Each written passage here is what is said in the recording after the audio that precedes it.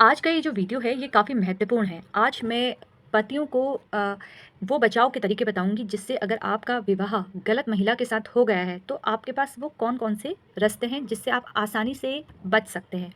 देखिए विवाह अगर किसी गलत महिला से हो जाता है, आपको लगता है कि आपका विवाह हुआ है और अब ये जो महिला है जिससे मेरा विवाह हुआ है, ये हमारे साथ कुछ गलत कर सकती है। आपको ऐसा अंदेशा है कि आने वाले समय में ये महिला मेरे माता-पिता पर, मेरे भाई-बहनों पर या मुझ पर झूठा केस कर सकती है।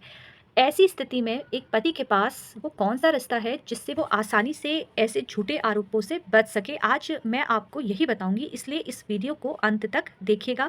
जिसने मेरा अभी तक चैनल सब्सक्राइब नहीं किया है वो मेरा चैनल सब्सक्राइब कर सकते हैं और इस वीडियो को अधिक से अधिक लोग शेयर कीजिए, जिससे अगर किसी की पत्नी के द्वारा झूठा आरोप उस पे लगाया जाता है, तो ये वीडियो उसके लिए काफ़ी काम आएगा।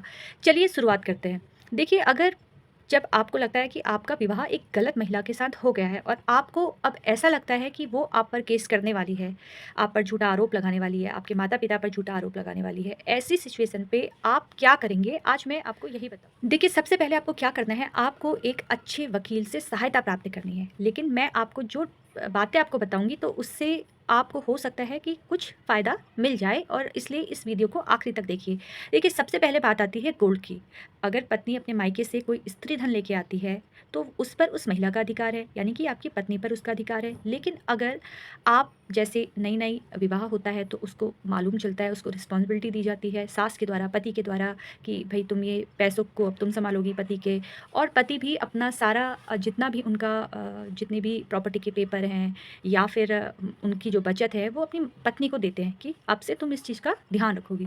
अगर आपको ऐसा लगता है कि कहीं न कहीं आपकी पत्नी झूठा केस करने वाली है, तो आप किसी भी सूरत में अपनी बैंक की डिटेल, प्रॉपर्टी के पेपर या जो भी आपके ऐसे इंपॉर्टेंट डॉक्यूमेंट है, चाहे आपके सर्टिफ़िकेट हैं, आपके किसी भी प्रकार के कोई सर्टिफ़िकेट हैं, प्रॉपर्टी के पेपर हैं, ये सारी चीज़ें अपनी पत्नी को नहीं देनी है। अगर आप ऐसा करते हैं, तो फ्यूचर में हो सकता है उसको ये इस बात की जानकारी हो जाएगी कि आपके पास इतनी प्रॉपर्टी है। अगर वो मेंटेनेंस क्लेम करती है, तो ये सारी डिटेल अगर वो फ़ोटोकॉपी कर लेती है या किसी भी तरीके से एविडेंस के तौर पर अपने लिए वो इकट्ठा करना शुरू करती है और आपको तो इस बात की जानकारी होगी नहीं कि वो इन सारे सबूतों को, एविडेंस को का फ़ोटोकॉपी कर रही है और अपने पास रख रही है। तो आप किसी भी प्रकार से अगर आपको अंदेशा है कि पत्नी केस कर सकती है या मेरे पत्नी से मेरे संबंध ठीक नहीं हो रहे हैं और आने वाले समय में हमारे संबंध ठीक नहीं होंगे, ऐसी सिचुएशन में आपको कोई भी डॉक्यूमेंट अपनी पत्नी को नहीं देना है। कोई भी प्रॉपर्टी के पेपर नहीं देने हैं, किसी भी प्रकार के कोई सर्टिफ़िकेट नहीं देना है, ये तो आपका पहला काम है।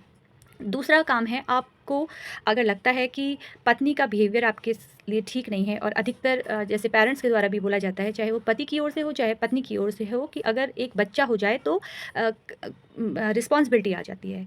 और तो अगर इस तरह से आपसे बोला जाता है तो आप फ्यूचर में चाइल्ड प्लान कर सकते हैं, लेकिन तुरंत आपको चाइल्ड प्लान नहीं करना है, अवॉइड करना है, नहीं तो फिर कस्टडी का मामला भी आपके लिए हो सकता है आने वाले समय में। और अगर बाई चांस आपके बच्चे हैं, तो सबसे पहले आपको कस्टडी पे भी ध्यान रखना है, अपने बच्चों से अच्छे से बात करनी है, उन्हें समझाना है और किसी तरीके से अपने बच्चों को अपने फ़ेवर में करना है।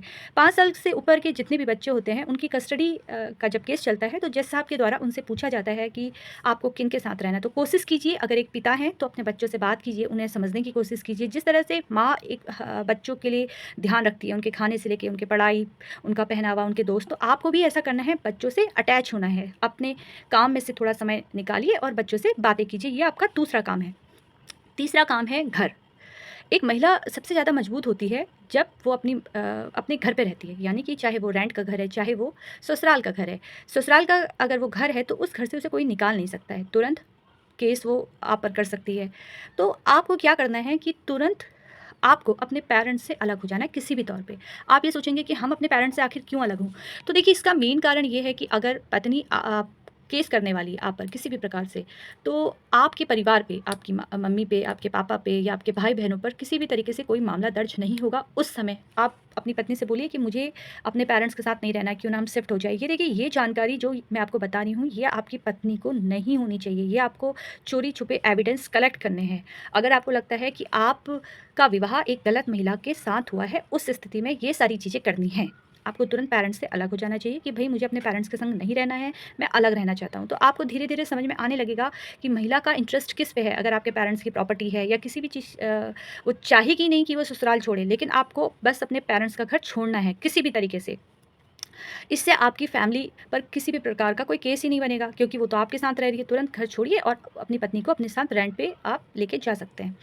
इसके बाद एविडेंस कलेक्ट आप करेंगे। आप अगर रेंट के घर पे चले गए तो आपको सबसे बड़ी चीज़ क्या करनी है, आप देखिए आजकल इतने कैमरे आप यूज़ कर सकते हैं, घर में कैमरे लगा सकते हैं। अगर आपके साथ महिला ने मारपीट की है, मान लीजिए कि मामला इस तरीके से बढ़ गया, आप दोनों को गुस्सा हो गया और उस महिला ने आप पर हाथ उठा दिया, आपको मारा है किसी भी तरीके से, तो आपको तुरंत सबसे पहले नज़दीक के हॉस्पिटल जाइए, अपना मेडिकल करवाइए।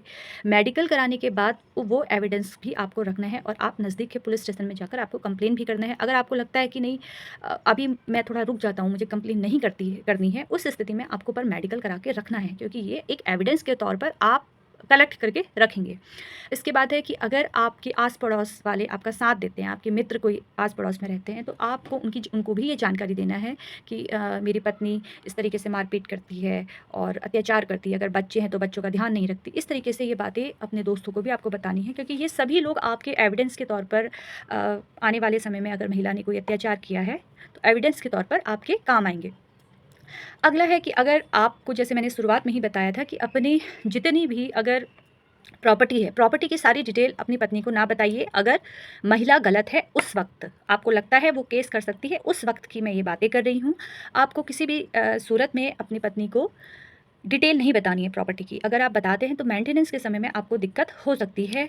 और अगर लास्ट में आपसे मैं यही बात करूँगी कि अगर आप पर वो किसी भी प्रकार का झूठा आरोप लगाने वाली है, दहेज का, शादी के तुरंत बाद आपको लगता है कि नहीं ये थोड़ा मुकर सकते हैं, आपके ससुराल वाले यानी कि लड़की के मायके वाले आप पर आरोप लगा सकते हैं, तो तुरंत ही आपको आज के समय में तो देखिए सभी को, जब भी लड़की से कोई भी सामान लिया जाता है, लड़की मायके से ससुराल आती है, कोई भी वो सामान लेके आती है, तो उसके लिए तुरंत एक नोटरी कर देनी चाहिए। एक नोटरी में आप उसके द्वारा एक जो वो लेके आई है सामान, वो सारी लिस्ट बनाइए और उनसे बोलिए कि देखिए आने वाले समय में आपके लिए भी ये सेफ्टी रहेगी और हमारे लिए भी ये सेफ्टी रहेगी। इसमें कोई झिझक की बात नहीं है, सेफ्टी हमें करनी चाहिए। तो मैं आपको सभी को यही जानकारी दूँगी कि अगर किसी महिला ने आपके साथ गलत किया है, जिस प्रकार महिला के साथ गलत होता है, उसी प्रकार पुरुष के साथ भी गलत होता है। और अगर महिला आपके साथ बदतमीज़ी करती है, आपके पेरेंट्स के साथ बदतमीज़ी करती है या किसी भी प्रकार से आपको नुकसान पहुँचाती है, उस स्थिति में आप तुरंत उससे तलाक ले सकते हैं और आपको आसानी से तलाक मिल भी सकता है। ऐसी छोटी-छोटी जानकारियों के लिए आप लोग मुझसे जुड़ते रहिए। धन्यवाद।